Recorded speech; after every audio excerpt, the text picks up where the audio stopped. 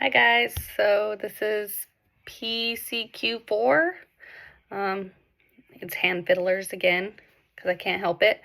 So this one we're supposed to talk about the types of bone growth.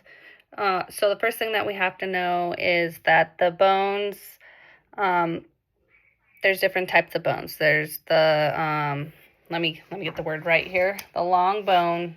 That's right. For some reason I don't think long and short, but they're the actual terms. So you have long bones, short bones, irregular bones, the sesamoid bone, and flat bones. I learned something new. I didn't realize that the phalanges, right, were long bones. I would consider them a short bone because they're short, and when I think long bone, I only think of like the femur and like the humerus and stuff. I never like took into account that these were long bones. So I learned something extra new this week.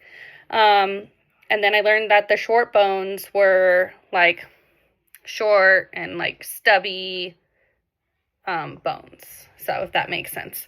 So we know our different types of bones. We know that we have lots of bones and they all do different functions. So then you have to know about your osteocytes, osteoblasts. No, go away, please. Sorry, children. Your osteogenic cells and your osteoclasts. So those are the 4 types of cells in your bones that help with the, if I think that I learned it correctly, that help with the growth. You also have different types of marrow in there too. And when I saw the picture of the yellow marrow, that kind of threw me for a loop as well because it didn't really look yellow to me. It looked orange because of the blood, right? The blood and the red marrow behind it or around it, per se. So you have the osteocytes, which maintain the bone tissue. You have the osteoblasts, which form the bone matrix. You have osteogenic cells, which are like stem cells. And then you have osteoclasts, which reabsorb to the bone. So let me just show you. I have it bookmarked. This cool little thing in the book that kind of shows you what you're looking at here, right? So I'm very much a visual, hands-on learner. That's why I always have this book. You're gonna see it in all my posts. So when you have your bone, let's take like your femur for example. You have like the head of it on top, the epiphysis. I can't pronounce words. I'm so bad at pronouncing words.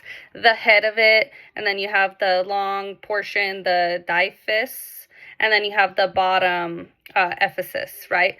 So top, bottom, and in the middle. Let me just show you this cool little picture in the book again. So you have your growth plate right here, and then all this here, and this is how you find that it grows. So you have your reserve zone, your prolific zone, your mature and hypertrophy zone, your calcified matrix, and the zones of ossification. So when they grow, you have your growth plate in your bones, and if I'm understanding it correctly, which if I'm not, feel free to correct me because I'm trying to learn this so I can get better with it. You have your growth plate and everything grows and pushes. So it just builds upon it until it gets to where it needs to be. So bones can also grow in diameter. So not just like length, but they grow in diameter. This is called apostille growth. Apostille? It's APP something. It's double P's is what I can remember.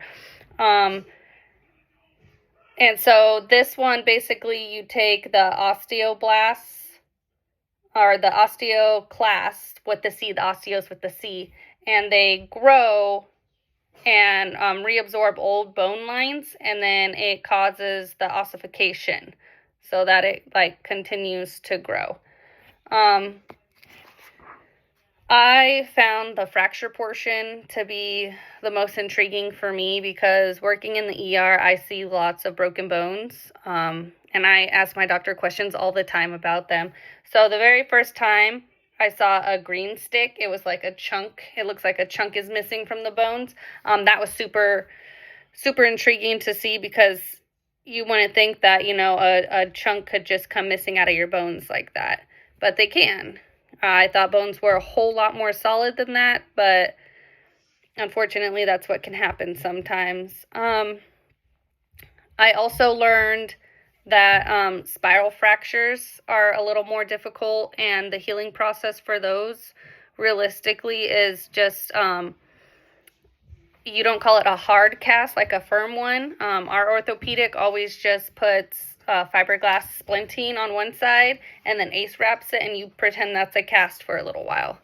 I don't have my thing up to see what else I was supposed to cover, but yeah, the bones are more intriguing to me than, unfortunately, the skin, which I should get better with, and I've been studying a lot more on those ones, but yeah, so make sure you just, taking calcium and vitamin D, and you'll be good to go.